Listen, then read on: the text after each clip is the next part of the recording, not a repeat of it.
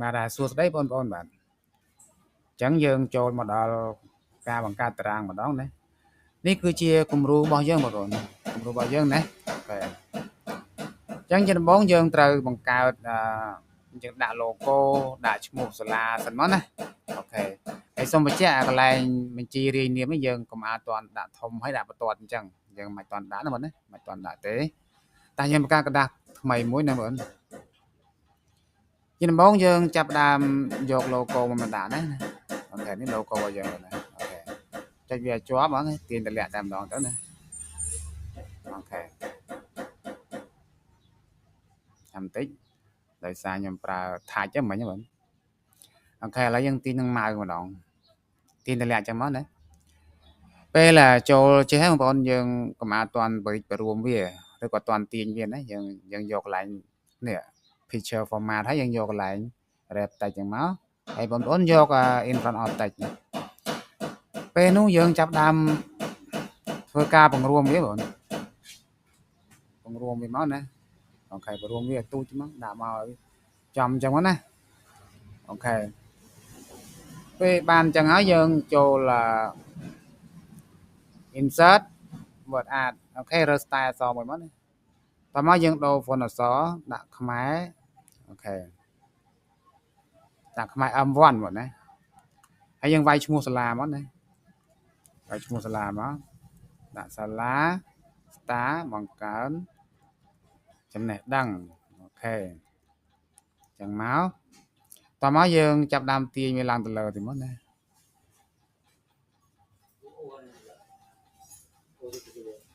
អត់បានទេ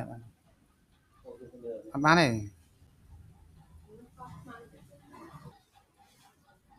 អូខេឥឡូវយើងដាក់តែមួយហ្នឹងបានណាយើងមិនបាច់ដាក់ទាំងពីរទេខ្ញុំគិតថាកុំឲ្យវាយូរកាលបងណាអញ្ចឹងយើងដាក់ជាអក្សរអង់គ្លេសមកតង់ទៀតមកបង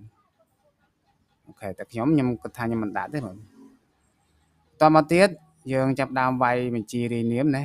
អូខេបញ្ជីរាយនាមហើយយើងយក font អក្សរដាក់ខ្មែរ M1 ដូចគ្នាមកណាអូខេ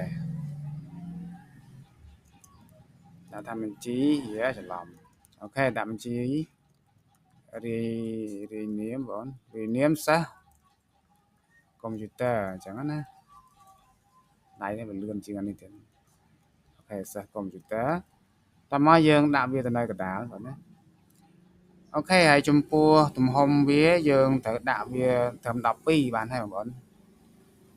ព្រោះថានៅពេលដែលយើងបង្កើតតារាងទៅគឺឲ្យវាប៉ុនគ្នាតែម្ដងអញ្ចឹងណាហ្នឹង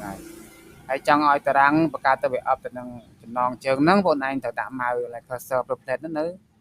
កន្លែងពាក្យកុំព្យូទ័រនៅខាងចុងតែម្ដងណាអូខេបន្តមកទៀតយើងចាប់ដើមចូលទៅមើលគំរូរបស់យើងអញ្ចឹងបងប្អូនត្រូវសិក្សាអំពី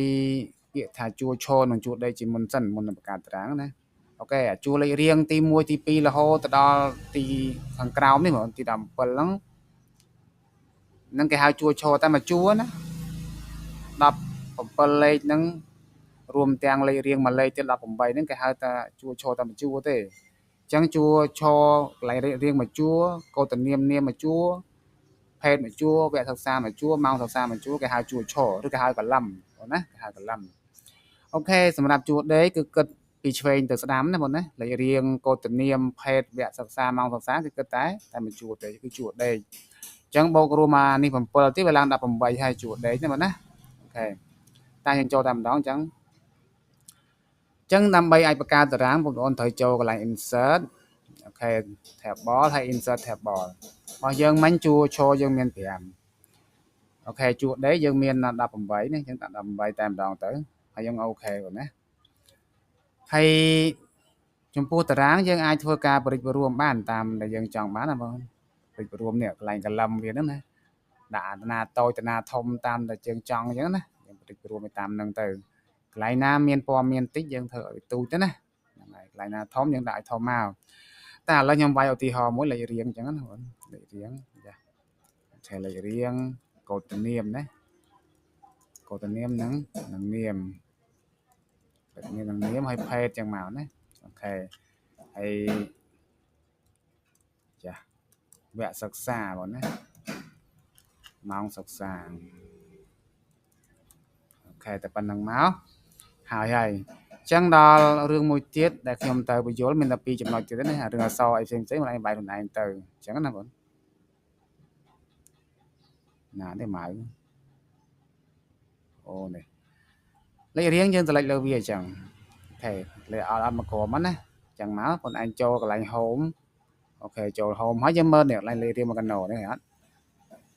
យើងយកលេខរៀងមួយមកណាអូខេតែប៉ុណ្្នឹងហើយចឹងមួយចំណុចទៀតដែលយើងត្រូវធ្វើនោះគឺតាក់ទងនឹងការ merge cell ណា merge cell មានរំលាយ cell ទូទៅខ្ញុំទៅលេចនេះទៅលេចលើវាចឹងមកជួយឲ្យជាប់ថៃអូសក្រុមណាហើយម៉ៅស្ដាំអូខេម៉ៅស្ដាំយកពាក្យ merge cell មកវាចប់ហើយវាតែប៉ុណ្្នឹងឯងណាអូខេហើយចុងក្រោយយើងដាក់ម៉ោងយើងដាក់ចុចម៉ៅមកក្រុមចឹងមកយើងយកinsert អូខេដាក់ insert មក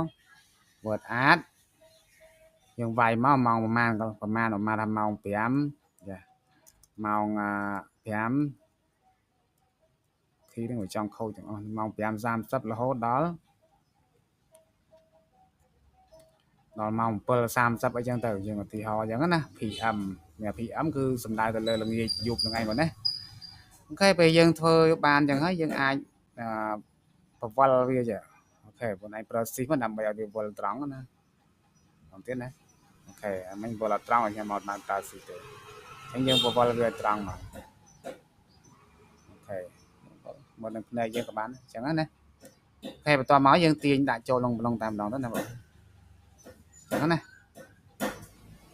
ទាញចូលមកអូខេដើម្បីទាញវាចង់ចំខ្សែវាមកទាញដាក់បានអញ្ចឹងណាប៉ុណ្ណឹងទៅវាចប់ការងារយ៉ាងនេះអត់បងអូខេប៉ុណ្ណឹងមកសំរុំមកណាតែប៉ុណ្ណឹងបងអូខេហើយចំពោះអក្សរអីផ្សេងៗយើងវាយខ្លួនឯងអស់មកណាខ្ញុំគាត់ទៅប្រាប់ពីវិធីតែប៉ុណ្្នឹងឯងហើយរឿងមួយទៀតពេលដែលយើងធ្វើចប់ការងារនេះហើយយើងកុំភ្លេចនេះមកបរិច្វាធំតិចមកណាហេតុផលដែលយើងមិនបរិច្នៅសារខ្លាចតារាងវានឹងធំទៅតាមអក្សរយើងអញ្ចឹងហើយយើងបរិច្ក្រោយយើងធ្វើហើយចាំយើងបរិច្តាមក្រោយហើយយើងដាក់បន្ទាត់មកបងឯងចង់បន្ទាត់2បន្ទាត់1មើលនេះបងណាមើលមានមកគេស្រាប់អញ្ចឹងណាអូខេដាក់អញ្ចឹងមកតែប៉ុណ្ណឹងគឺហើយការងារហើយណាហើយអូខេអញ្ចឹងអរគុណច្រើនបងប្អូនរបៀបនៃការបង្កើតតារាងគឺមានតែប៉ុណ្ណឹងណាអរគុណ